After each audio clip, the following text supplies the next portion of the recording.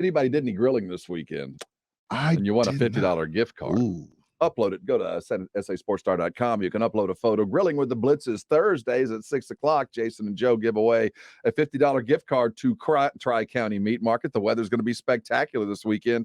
Head over there and grab some of the finest meats you're going to find in all of San Antonio from Tri-County Meat Market.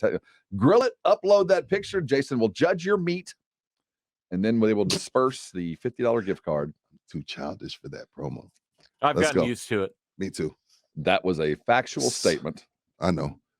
Are you going to grill Sunday? It's playoffs, Rob. Are you going to go? My problem is I got a 3-hour window. I think I'm going to be up in Dallas. Okay. Celebrating second Christmas with the in-laws. Okay. And we're going to drive back early on Sunday. I'm going to try to get out by 7, which means we might get out by 9.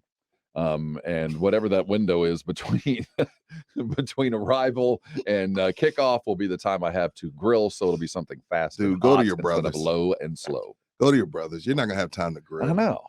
Because the only thing you're going to be able to do in that amount of time, you got to do some fajitas real quick. Yeah, see, it's going to be something fast. And, Go to your brothers. Yeah. Dude. I mean, and you're coming off the road. Are you really going to want to grill? Well, it is kind of ceremonial. It's a playoff. It might be my last chance to do it with a Cowboy win in mind. So, and Carl, I would tell you, because I was late to the party, and my brother-in-laws they've taught me over the years, but start learning how to grill now. I like using the cast iron skillet. I don't actually use the grill. And you know what? There's nothing wrong with that, but just learn to use the grill. Learn to use the grill. Just go trial and error. Mm-hmm. I'm in an apartment complex, so it's a little bit more of a hassle to use a grill, but I understand that. Because see, when I met my wife and my girlfriend at the time, they had it in their minds for whatever reason, like, oh, he's black, he can barbecue. So that's what they had in their minds. They were like, they kept asking my wife, like, can he barbecue? Can he do ribs? And I was like, I don't even know if he knows how to light a grill. And I didn't even know how, at the time, I didn't even know how to light a grill. I've gotten better, though. My timing just is off some. My timing is off, and controlling temp is off. But that's why I'd rather just do the Traeger or the egg. Because, again, I'm not trying to win a competition. I just want some good food. You don't need a Traeger or an egg. All you need is a good thermometer. That to be a good. But what if it's too high? Like, sometimes it just goes up, shoots up to 400, and I'm like, damn it. That's why you have a spray bottle, or you're using gas and you turn the gas down. But mine's a charcoal. Griller, I have a charcoal grill. That's fine. To be a good griller, all you need is a good thermometer. If you follow that, that's all you need. The temperature is the temperature. The meat is done at the temperature, whether it's chicken, beef, pork, anything. If you can getting it done is the key. Right. The right doneness. Whether you like a medium rare. And there's a specific temp for that with every kind of meat. But like we're literally trying to do a brisket on a charcoal grill. That's impossible, man. That's master's level. That's what I'm saying. You can't do that. I mean, you can, but you have to have you have to wake up all night. Well, you have to have a box of coal. You have to have a separate coal. Because we're talking about a 12-hour smoking using charcoal. Right. You're replenishing that charcoal all night long. So you have to have a separate hot box that has your charcoal already heating up and ready so that you can replace the dying embers that are underneath your smoker over 12 hours. To do it over just a Weber, that's master's level stuff. That's hard. See, so in lies where I say I need an egg or a Traeger. Or just go get a smoker of some sort. That's not a smoker. You can make it one, but gosh, you're replacing charcoal every 5 minutes. You could do ribs on the charcoal, right? Ribs are what, 4 hours? There's a 3-2-1 method. You can get it done. Yeah. What's the 3-2-1 It's method? It's a recipe that's pretty common. In 4 hours is the time. Okay. Pretty common. You a peach paper guy? Does that matter? Or you just foil wrap it? What do you do? Butcher paper. Butcher paper. There we go. That's what I'm talking about. Yeah. I've learned, this is through Jason Minix, but actually he learned it from Pinkerton, the new Pinkertons. Oh, yeah. When you rest your brisket, which is common, you take your brisket out, you wrap it, and you put it in a cooler, and it lets the juices settle, and it draws back in, and it lets the fat continue to drop. You want to rest your brisket. Well, one of the best tricks I've picked up in the last year is in that cooler that you're going to rest your brisket, before you put it in, fill that cooler with hot water so it heats up the interior. And then you dump the hot water out, and then you put your brisket in. So that's kind of a steamy environment, and your brisket is even that much more juicy. That's the latest trick that I've learned that works. Damn. You see, you might want to learn this before you have kids, Carl. Don't wait like I did. You're gonna have to get some Nikes. They're called the Monarchs, which you have to have the right shoe, and we call those the Air Dads. And you put on the Air Dads, you show up in the backyard, and people are gonna expect you to be able to grill. Yeah. And you put a towel on your shoulder. If you walk anywhere, have a towel on your shoulder, wearing the Air Dads, and you have some tongs, like a holster. Did with you your say tongs. Air Dads? Yeah, the Air Dads. I know the white Nikes with Exactly. the blue check. That's yeah, it. Yeah, that's the Monarchs. The griller. That's the grill master shoe too. You walk in with those, people are going to expect something from you.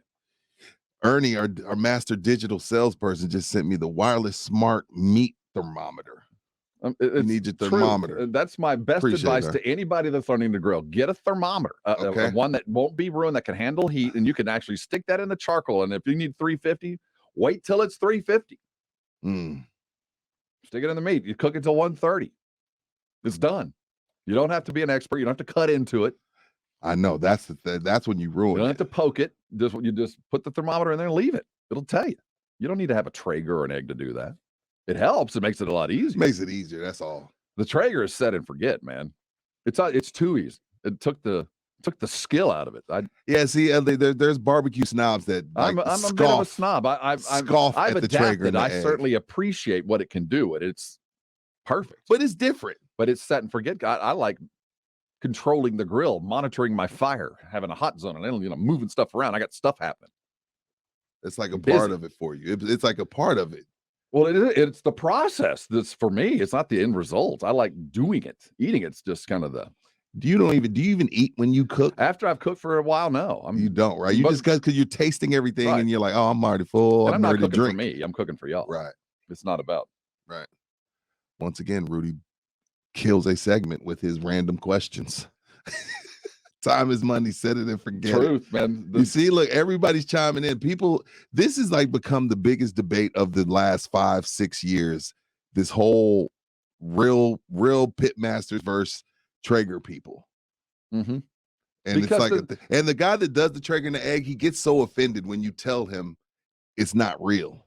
Well, it is. See, it actually started for me before this. Okay. When I got a box smoker. I know which one you mean. Yes. It looks like a little refrigerator that's airtight, and you just put in a couple of these little wood chips. I remember. Stab it with a thermometer, close it, and come back, and it is perfectly perfect. So when I got it, I thought this is wonderful, but then I realized, well, it took away my input.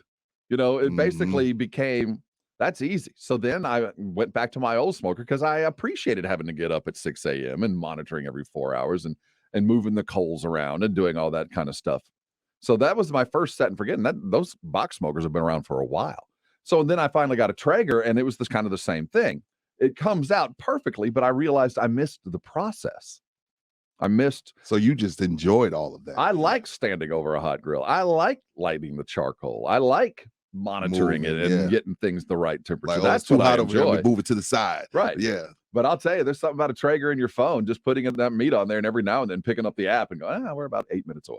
That kind of stuff. Like you literally. It depends on the mood you're in and what you got going on that day. But the Traeger is, I complained about it at first. I was like, not going to. What did you complain about? It was just too easy. I was used to like, okay, we're going to eat at 5 or eat at 6 on a Sunday. 3 o'clock, I had to go out to the grill. It was time for me to get to work. Getting everything ready.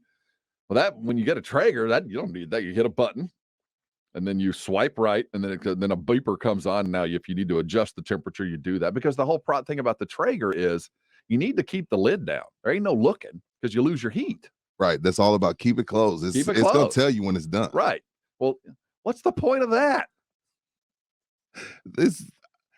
We live in a convenience world, and there's value in it. Trust me, I understand because the longer I've had this thing, the more I appreciate its ease of use because it does allow, like Minix can do a radio show at the same time doing perfect ribs. Perfect. Yeah, his ribs are phenomenal. His ribs are fantastic. Yeah, they are. So I've learned to appreciate the convenience, but I feel like I've been left behind. I'm like a factory worker that's been replaced by a robot. Like, I know what you mean. He does it better and faster than I do, but I still like doing it. Nothing wrong with that. And there's millions of you. There's millions of guys like that would never, ever dream of using a Traeger. On the socials, I'm part of the Meat Church congregation where, all these different Everybody grillers and shows smokers them. all over the country talking about what they do and asking for suggestions on that. Yeah, there's also the debate that goes on amongst the Traeger types, though. Okay. There's a couple of stick burners and all this other kind of stuff that Didn't know about the stick burners, but I did have one of those seal tight little boxes. Mhm. Man, works, man. works. You get some apple chips and the cherry chips, and you combine them, man. And the flavor, if you already marinated your meat right, and stuff comes out. And I'm talking about falling apart. Talking about taking it apart with your hands. Mhm. So those boxes work too. Extraordinarily well. Yeah, I they mean, work. easy. It's hell to clean them afterwards. That sucks, but the food comes out phenomenal. And again, the purpose of it is to have some good food. That's what the Traeger guy will tell you. Oh, and it's good. They'll Now- just tell you, hey man, I'm just trying to feed you, and it tastes good. I will say that periodically getting texts from your grill is odd. It's just weird. What does your grill tell you? Like, you got to clean me. Like I get like, it's time to clean the grease trap. I've never had a grill tell me it's time to get clean. wow.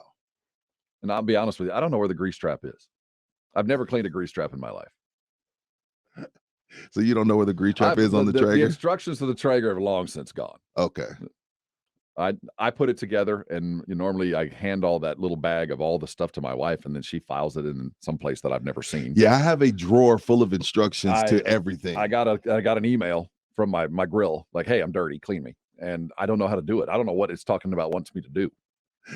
I'm sure Jason could help you out. Yeah, see, that's the other thing. Jason's grill is like spotless. Like, after every use, he rubs it down, he covers it up. I'm not quite that good. No. I like to leave the old grease there, just clean it with I the think that Savoia. adds some flavor. Yeah, clean it with the Savoia, and then boom, get going. You got to leave the, So you use an onion too? Yeah. Learn that. I noticed how you said Savoia there. I had to. Yeah, you know I know grabbed how that. it's San Anto, man. I'm Southside. He said I'm South. Hey, let's get out of here. This guy said I'm Southside. Just He throwing down. kind of is, though. You are. Yeah. You are. Not mad at that. I grew up south of 90. Not mad at that.